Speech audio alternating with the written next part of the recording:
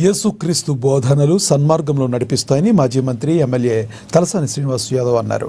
Christmas పర్వదినం సందర్భంగా సనత్ నగర్లోని మెథాడిస్ట్ చర్చిలో నిర్వహించిన క్రిస్మస్ వేడుకల్లో పాల్గొన్నారు ఆయన.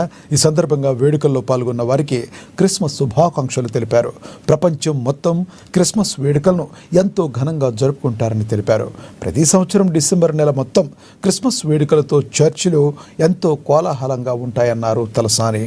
ప్రతి ఆదివారం చిన్న పెద్ద అందరూ చర్చికి వచ్చి బోధనలు వింటూ ఎంతో క్రమశిక్షణతో వ్యవహరించడం ఎంతో సంతోషంగా ఉంటుందని పేర్కొన్నారు తలసాని శ్రీనివాస్ యాదవ్.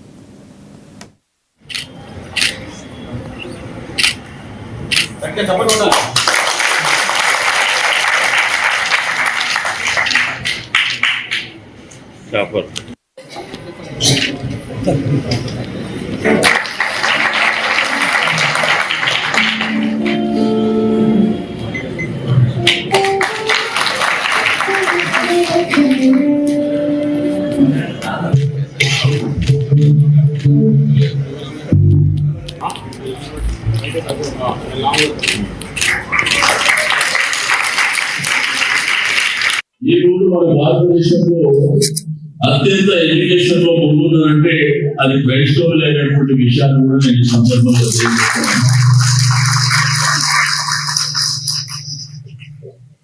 ఈ రోజు మారుతున్నటువంటి సమాజంలో మరి నడిపిస్తున్నటువంటి ప్రభుత్వాలు కూడా రక్షణ లేకుండా మత సామరస్యాన్ని కాపాడలేక అనేకమైనటువంటి ఇబ్బందులు కూడా జరుగుతున్నటువంటి సందర్భం.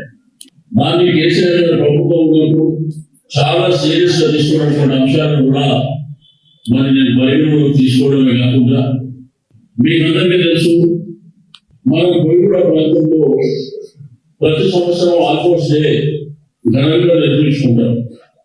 ఎందుకంటే వాళ్ళు చనిపోయినటువంటి వాళ్ళ పెద్దలు వాళ్ళని జ్ఞాపకం ఉంచుకోవాలనేటువంటి సంకల్పంతో ప్రతి సంవత్సరం ఆనవాయితీగా మనం అక్కడికి వెళ్ళడం.